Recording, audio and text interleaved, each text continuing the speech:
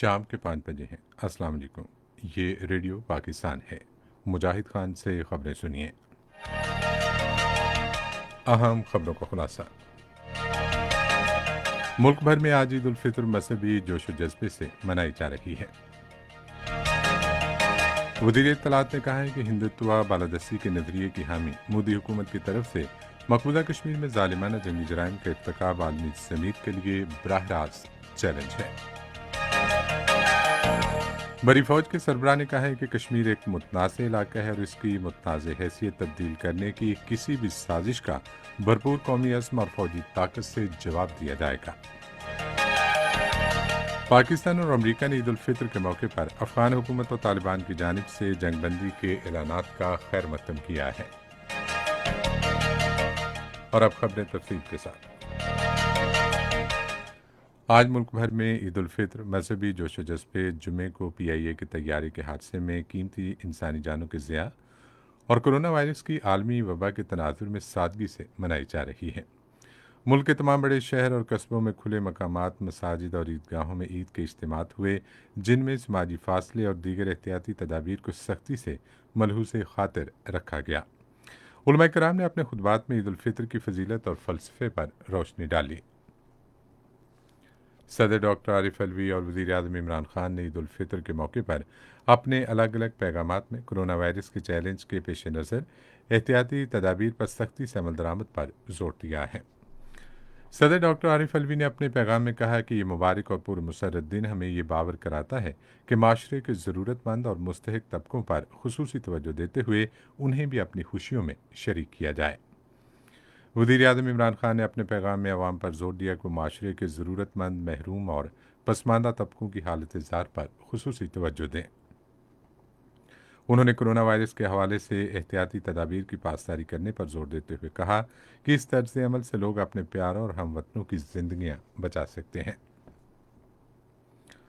اطلاعات و نشریات کے وزیر شبلی فراز نے کہا ہے کہ ہندوتوا نظریے کی حامل مودی حکومت کی طرف سے مقبوضہ کشمیر میں ظالمانہ جنگی جرائم کا ارتکاب عالمی ضمیر کے لیے براہ راست چیلنج ہے۔ انہوں نے ایک ٹویٹ میں کہا کہ اس عید کے موقع پر ہمیں کرونا وائرس اور جمعۃ الوداع کے روز المناک ہوائی حادثے کی وجہ سے قیمتی جانوں کے ضیاع کا سامنا کرنا پڑا، جس سے بہت سے خاندان سوگوار اور گہرے صدمے میں ہیں۔ انہوں نے کہا کہ ہمیں مقبوضہ کشمیر میں اپنے بھائیوں کی تکالیف اور مظالم کو بھی فراموش نہیں کرنا چاہیے۔ بڑی فوج کے سربراہ جنرل قمر جاوید باجوہ نے کہا ہے کہ کشمیر ایک متنازع علاقہ ہے اور اس کی متنازع حیثیت تبدیل کرنے کے لیے سیاسی مداخلت یا فوجی جارحیت سمیت کسی بھی کوشش کا بھرپور قومی عزم اور فوجی طاقت سے جواب دیا جائے گا۔ آج کنٹرول لائن کے پونا سیکٹر پر فوجی جوانوں سے گفتگو کرتے ہوئے انہوں نے کہا کہ جنوبی ایشیا میں عدم استحکام پیدا کرنے کی کوئی بھی کوشش سنگین نتائج کا باعث بن سکتی ہے۔ جنرل باجوہ نے کہا کہ پاک فوج خطرات سے پوری طرح باخبر ہے اور قومی توقعات کے مطابق اپنے فرائض کی ادائیگی کے لیے ہمہ وقت تیار ہے۔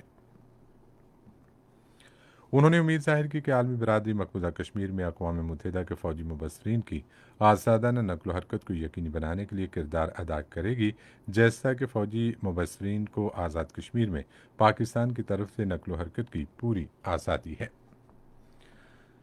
ملک بھر میں کرونا وائرس سے متاثرہ افراد کی تعداد بڑھ کر 54,601 ہو گئی ہے، جبکہ گزشتہ 24 گھنٹوں میں 2,164 مریضوں میں وائرس کی تشخیص ہوئی۔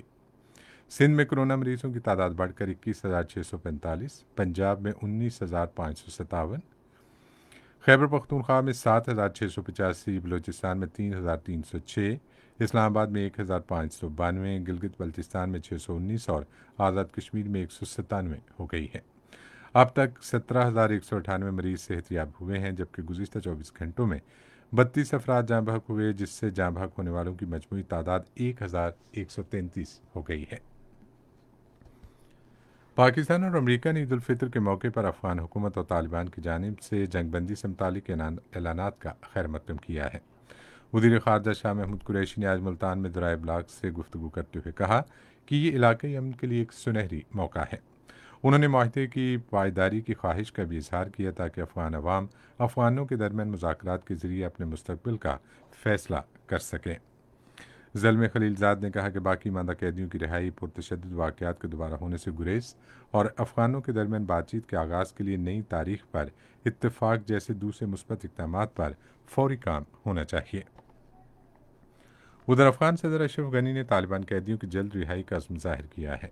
आज कौम से खिताब में उन्होंने कहा कि एक जिम्मेदार हुकूमत के तौर पर वो तालिबान कैदियों की रिहाई का अमल तेज़ करने के लिए एक और कदम उठा रहे हैं। अशरफ गनी ने शिद्दत पसंदों पर जोर दिया कि वो भी अफगान सिक्योरिटी एहलकारों को रिहा करें।